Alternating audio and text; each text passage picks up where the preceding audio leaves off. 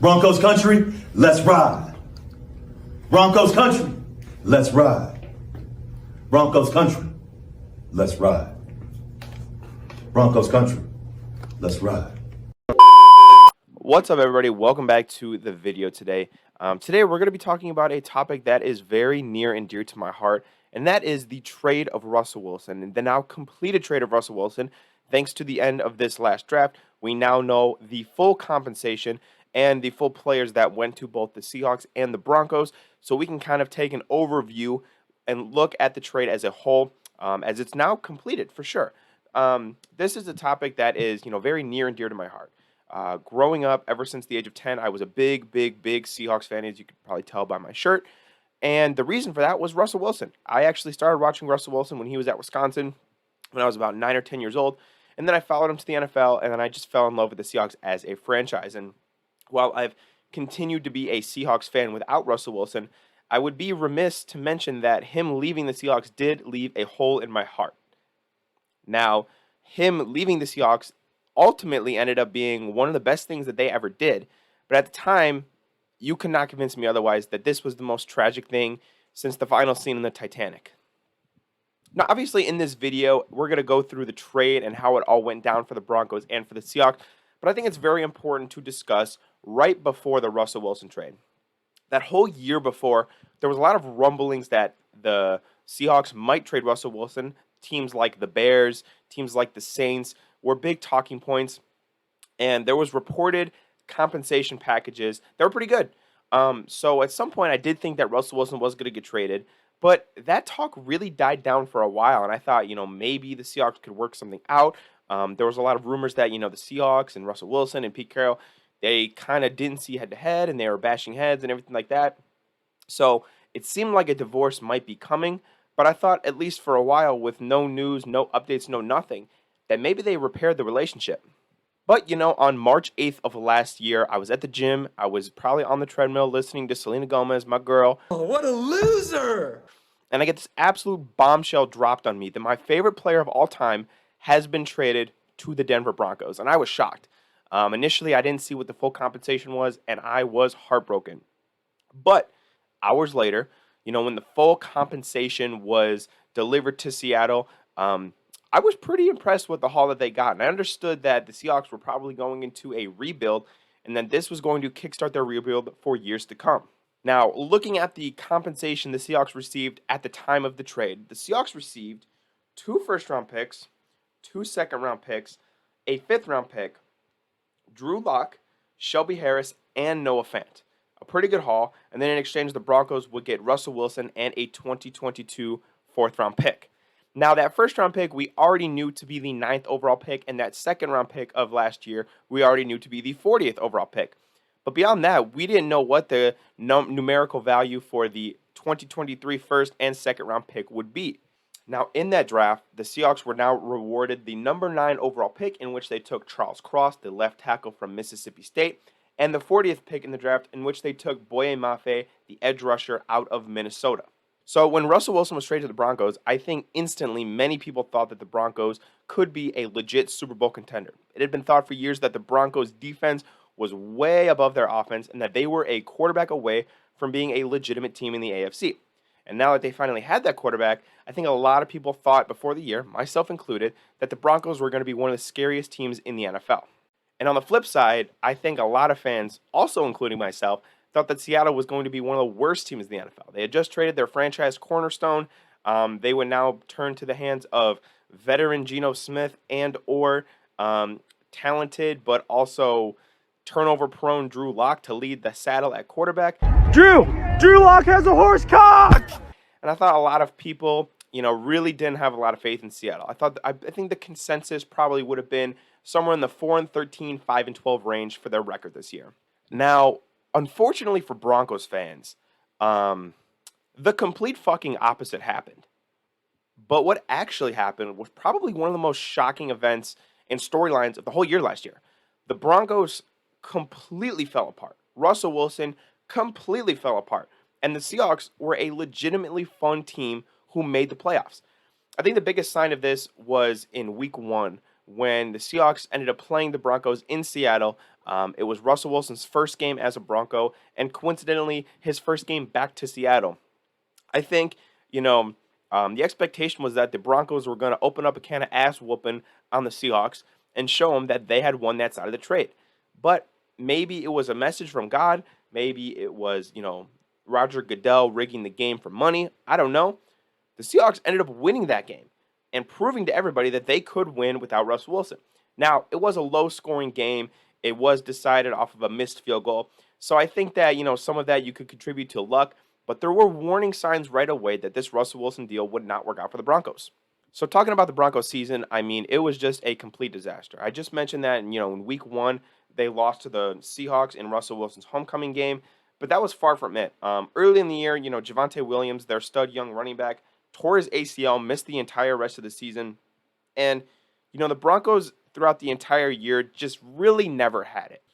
The Broncos, through a combination of both bad luck and piss-poor performance, try to say that 5 times fast, just had an absolutely dreadful year. It got so bad to the point that at the end of the year, on Christmas Day, my boy Patrick Starr was flaming Russell Wilson. That's not what he wanted to cook. Do you know how bad you got to be to get your shit flamed by a SpongeBob character? Come on, man. Not only were the Seahawks one of the biggest surprises in the NFL, going 9-8 and making a playoff game, but the Broncos were undoubtedly the most disappointing team in the entire league. And Russell Wilson was the most disappointing player on that team. Russ looked like a shell of his former self. He looked like a distant memory from the guy that was in Seattle making plays just a few years ago. Not only did Russell Wilson's play completely fall off the map, but his relationship with head coach Nathaniel Hackett never worked. They were never on the same page. They never worked well together, and their offense suffered because of it. Now, another bad thing of note, Russell Wilson did end up missing 2 games out of this year with a concussion. And unfortunately for the Broncos, the quarterback level play didn't really dip too much while he was gone. It was pretty much like he was in the lineup regardless. I kind of doubt he would have done much better if he had played those 2 games with the Broncos. Now, the thing that really stings for the Broncos and the thing that really is great for the Seahawks is the comparison of the 2 quarterbacks' play in this past season. When looking at their stats for the past year, Geno Smith played 17 games to Russ's 15. Geno had 4,282 yards to Russ's 3,524. Geno threw 30 touchdowns to Russ's 16. They both threw 11 interceptions. Geno had a quarterback rating more than 15 points higher at 100.9 compared to Russ's 84.4. Russ went a measly 4-11 this year, while Geno Smith led the Seahawks to a 9-8 record and a wildcard berth against the San Francisco 49ers. Now, the Russell Wilson trade blew up in the Broncos' face for so many different reasons. Not only did they have terrible quarterback play, which is bad enough on its own, not only are they committing almost $50 million a year to this man up until 2028, but as previously stated, the Seahawks own the rights to their first and second round pick in this year's draft. Now, normally when you have a bad team, you have like a bad season or whatever, you can normally feel some solace knowing that, hey, we're going to have a good draft pick. We're going to be able to rebuild in the draft and kind of retool our team to make sure that we're not as bad next year. When you make a blockbuster trade like this for a quarterback and it doesn't work out, especially in the first year, you surrender that extremely high draft capital to the team that traded for you. And that's exactly what happened with the Seahawks. The Seahawks were able to acquire a top 5 pick in the draft and a top 37 pick in this year's draft, all for that Russell Wilson trade. Now, with those 2 picks, the Seahawks were able to land a stud corner in Devin Witherspoon, 5th overall, and take another edge rusher, 37th overall, in Derek Hall. The other good thing going for Seattle is not only did their team surprise many, and they had a lot of young stars last year, but they locked up Geno Smith for an additional 3 years for about $35 million a year. Still significantly cheaper than what the Broncos are paying Russell Wilson. So to absolutely summarize what the Seahawks got in exchange for Russell Wilson, they got the 5th overall pick, the 9th overall pick, the 37th overall pick, the 40th overall pick, a 5th rounder, Shelby Harris, Noah Fant, who were both starters in the playoff game, and Drew Lock. And the Broncos got Russell Wilson, one of the most disappointing players in the NFL last year, who they have to pay $50 million a year about up until 2028. Now, I think the Seahawks trade of the Broncos is just yet another kind of move in the right direction for this franchise. The Seahawks have been one of the most vastly improved teams in the last 2 years, in my unbiased opinion. And I think that with the Seahawks, you have a team that has a lot of really good young players, a team that was able to acquire a lot of really good draft capital for a guy who was pretty clearly not going to fit into this team's future plans. I think that this was just a masterful job by the Seahawks. Now, again, on the flip side of this trade, Seattle was pretty good all year around. They went 9-8, had a winning record, but Geno Smith especially was a bright spot for this team. He really proved that he had been shafted all of those years in the NFL and that he is a legitimately good starting quarterback in the NFL. Obviously, for those 10 years that he was on the bench and those couple years that he was the backup in Seattle, I think a lot of people wrote him off and said that he wouldn't be a good quarterback. But when he was forced to step in and be the full-time starter for the Seahawks, let's just say... Yeah, they wrote me off. I ain't right back, though. That's the problem. I ain't right back. Let's go. So with all that in mind, the Seahawks' surprisingly good season, the resurgence of Geno Smith, 2 top 10 picks, 2, top 40-ish picks. Where does this leave this trade amongst the best in NFL history? When I think of a good comparison for this trade, one trade really comes to mind, and that's the Herschel Walker trade that the Cowboys made in the 90s. Now, the Cowboys, when they traded Herschel Walker, first of all, Herschel Walker was one of the Herschel Walker was one of the best young players in the entire NFL. And for them to trade him away, a team that, really was not going to do much regardless of him being on the team or not, was not only really smart, it's also really ballsy. Herschel Walker was, again, the cornerstone of the Cowboys. He was their guy, probably one of their only good players.